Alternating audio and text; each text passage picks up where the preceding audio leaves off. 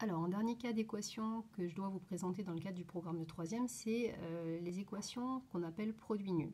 Alors, pas de pression cette année avec l'enseignement à distance, c'est quelque chose qui n'est pas forcément évident à intégrer pour tout le monde. Donc, je vous présente les méthodes. Je vous propose en bonus des exercices et c'est des choses qui seront reprises de toute façon en seconde avec vos professeurs. Mais je pense que c'est bien que vous l'ayez vu au moins une fois. Alors, les résolutions de ce type d'équations-là sont des équations, pourquoi on les appelle produits nuls? Parce que c'est un produit qui est égal à 0. Là, on a la parenthèse 2t plus 1 qui est multipliée, donc produit par la parenthèse 9t moins 27 et ça fait 0.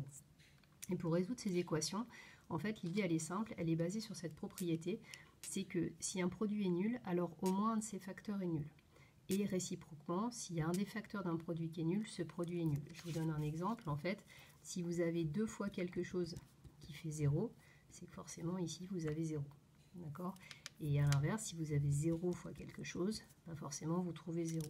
Donc l'idée c'est que quand vous avez deux nombres de multiplier, si vous avez un nombre A multiplié par un nombre B et qu'à l'arrivée ça donne 0, c'est que forcément soit A égale à 0, soit B égale à 0, soit à la rigueur les deux. Donc basé sur cette propriété, on peut prendre cette équation. Pour résoudre cette équation, on va se dire, vu que ce nombre multiplié par ce nombre, ça fait 0, ça veut dire que soit 2t plus 1 est égal à 0, ou alors 9t moins 27 est égal à 0. Et on retombe sur des équations que vous savez résoudre. Ici, on élimine le plus 1 avec un moins 1.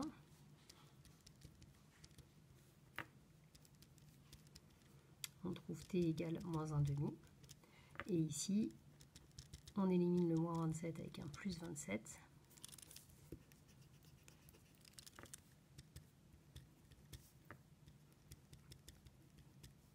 On divise par 9 pour éliminer le fois 9. Et on trouve 3. Donc cette solution, elle a deux solutions. Cette équation a deux solutions, moins 1 demi et 3. Donc là, c'est bien et, elle a deux solutions. Je vous avais dit au début du chapitre, c'est une équation de degré 2. Parce que si on développait, déjà, on obtiendrait une équation qu'on ne sait pas résoudre. Je vous l'ai mis en remarque en bas. Si on développe, on fait la double distributivité, dans cette équation, on obtient 18t au carré moins 27t moins 18 égale à 0. Ça vous apprendra à les résoudre assez facilement en seconde, mais pour l'instant, on ne sait pas le faire. Donc si vous partez sur un développement, vous serez bloqué pour le moment. Du coup, il faut bien maintenir la forme factorisée et utiliser le fait que l'un des deux facteurs au moins est égal à 0. Alors, toujours dans le même type d'équations produits, vous pouvez en avoir qui ne sont pas apparentes tout de suite. Si on vous demande de résoudre 4x au carré moins 9 égale à 0, là du coup, ce que vous faites, c'est que vous allez factoriser le membre de gauche, ce membre-là, pour faire apparaître un produit, pour avoir une équation produit nul. 4x au carré moins 9, on reconnaît IR3. On reconnaît A carré moins B carré, qu'on a travaillé dans le chapitre sur la factorisation. Donc là, on a 2x moins 3, facteur de 2x plus 3 égale à 0.